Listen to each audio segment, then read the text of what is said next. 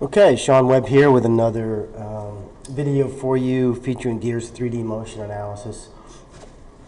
And we're using another high-level player just to show the commonalities of good players in certain aspects of the swing, and maybe to clear up some concepts that you may have wrong in your head, or you may have been taught, or just to clear up general misconceptions out there about the golf swing. So today we're going to talk about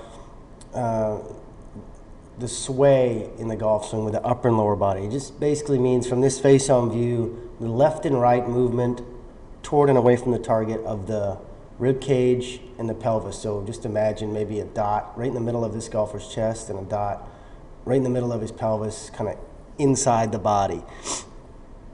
So what is that doing throughout the swing?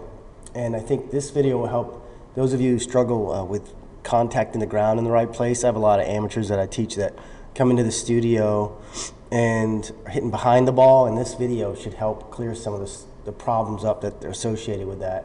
So let's go ahead and take a look here. So at address, obviously, you're going to have 0, 0.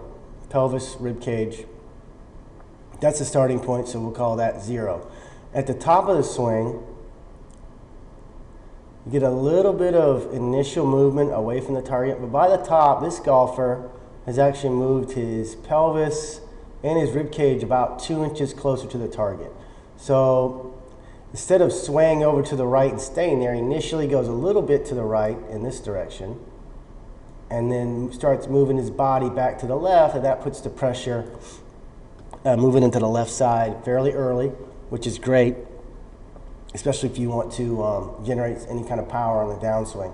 So little initial bump away from the target, leaning toward the target with upper and lower body.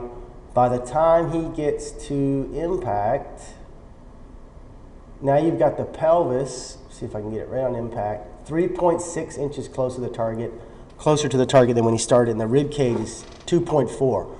So this whole idea of staying behind the ball, excuse me, I got a little cold here. The whole idea of staying behind the ball is not what this player is doing. This is a PGA Tour player hitting an iron.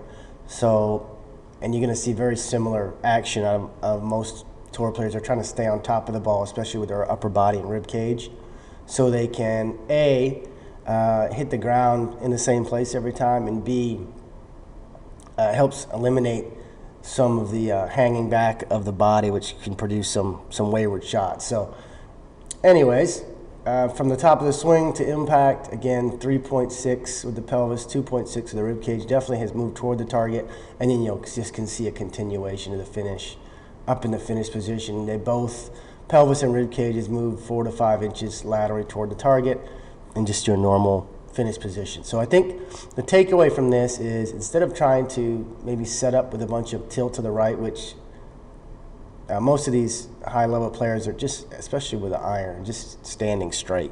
They're not having a bunch of tilt to the right. And then at the top, feel like as the club starts making its way to the top, your body starts shifting left already. So it's not move everything to the right and then move everything to the left. There's this dynamic element here where the club is making its way to the top, and then he starts already shifting to the left before transition. So hope that helps you out and clears some misconceptions up in your mind if that was causing you some issues. If you have any questions, leave them in the comments below, or you can ask a question down in the comments about any aspect of the swing if you want me to produce a gears video for you, or any video. I'd be glad to help you out. Thank you.